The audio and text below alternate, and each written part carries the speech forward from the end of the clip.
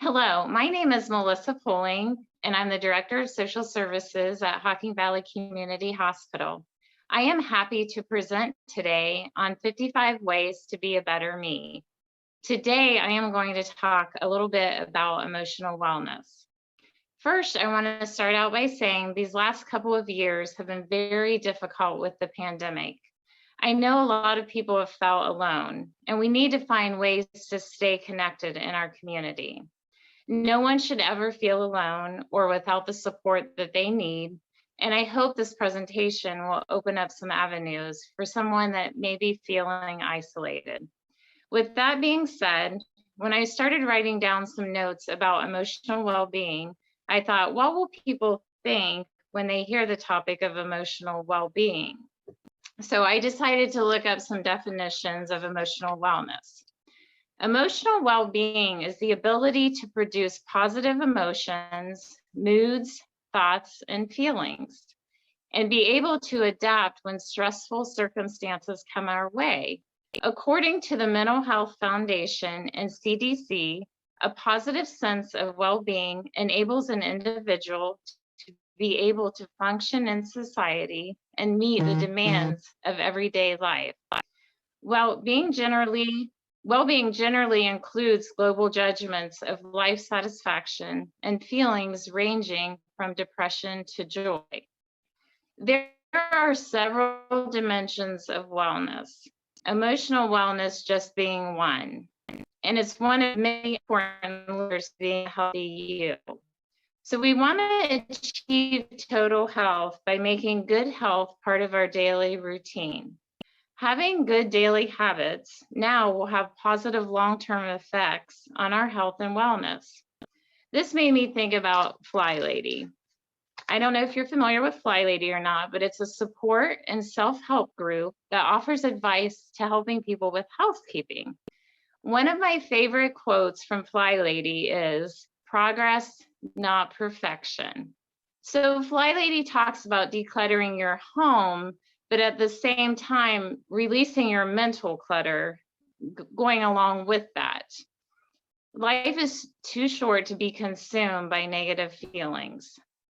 So another quote by Fly Lady that ties into routine is, "Slow down and enjoy the moments by doing something you love to do and don't feel guilty over it. It could become a habit to do every day.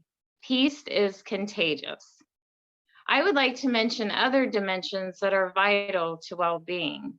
These would include social, intellectual, spiritual, physical, and environmental. Some research also includes vocational and financial components to wellness. I'm not going to talk about these other dimensions, but just really want to note how truly connected they all are to each other. So let's discuss a path to improved health. I decided to break it down to 5 areas. Number 1, resilience. Number 2, taking care of yourself. Number 3, calm your mind and body. Number 4, live a balanced life. And number 5, coping with loss. First is having a positive outlook or developing resilience. Resilience is brilliant. Research shows that having fewer negative emotions, we are able to bounce back from difficulties faster. So, how do we do this? Surround ourselves with positive people. Practice gratitude. At the end of the day, say one thing that you're grateful for, or keep a journal of daily things that you're thankful for. Forgive yourself. Everyone makes mistakes. None of us are perfect. Try to keep things in perspective. Remember good deeds. Giving to others is a healthy way to live. Give yourself credit for the little acts of kindness that we do. So a little more information on resilience. My sister was telling me about a book that she's reading by Sheryl Sandberg, which, if you're not familiar with her, she's the Chief Operating Officer of Facebook. My sister is a big book reader. She reads a lot of different books. And she was just mentioning this book to me the other day, and I felt like it was really fitting for the presentation.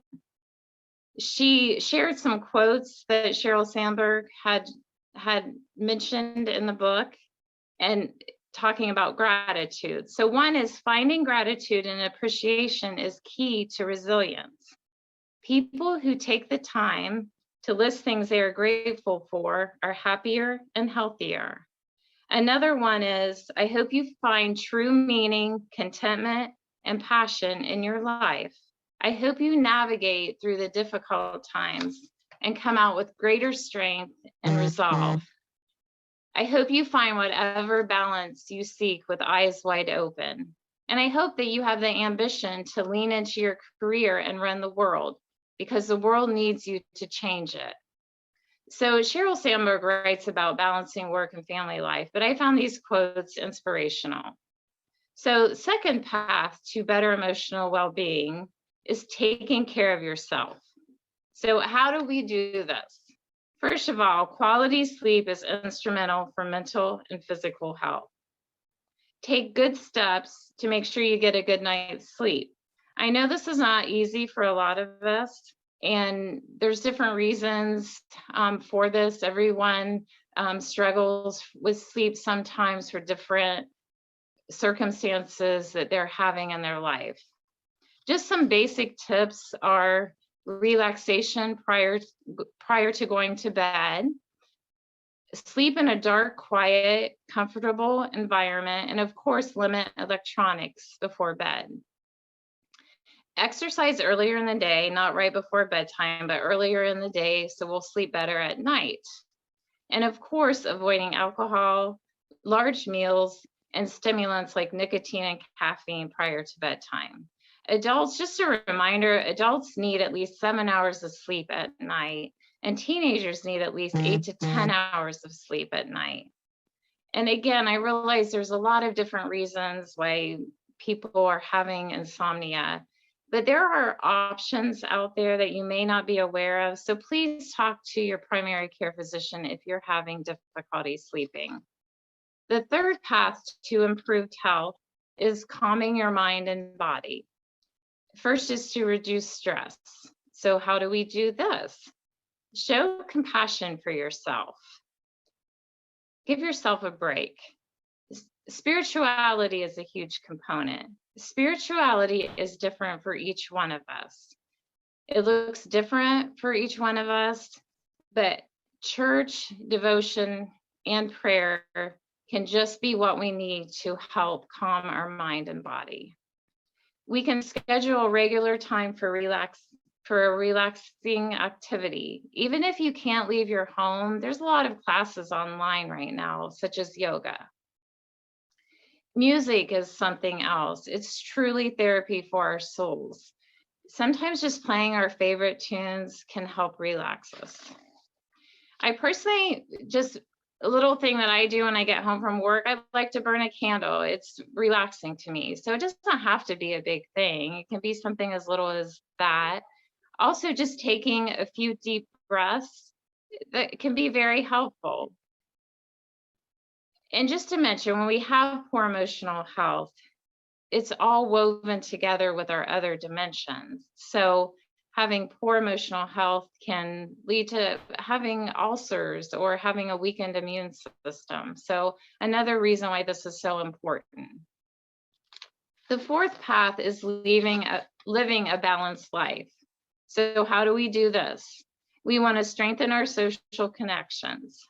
This could be by volunteering in our community or traveling to a new place and trying to meet new people to strengthen that social network. At the same time, I'm saying this, with the work that I do here at the hospital, I see a lot of caregivers that are taking care of their loved ones 24/7. So at the same time, I know that it's hard for some people to get away from their responsibilities. But there are actually resources out there. So finding out resources that are available to give caregivers a little bit of a break, reach out to the social service department here to check on resources, and we can help you with that. If you're not able to leave your home, there's a lot of online classes that you can join. There are phone chains that you can join through different groups, or it may be as simple as just talking to a friend or a family member on a daily basis. You can join a group based on your hobby. So there's all kinds of things, and this could be outside the home, or it can be online. It might be a cooking class, painting, or a dancing class. So I just want to mention that I know mental health of all ages have been affected more than ever by this pandemic. My daughter's college recently sent out books to any student and family that were interested. And they're doing an online discussion. It's kind of like a book club. And this book deals with a college age student that was struggling in college and how mental health resources are so important to these young men and women. The name of the book is called What Made Maddie Run. If anybody's interested, I have it here with me.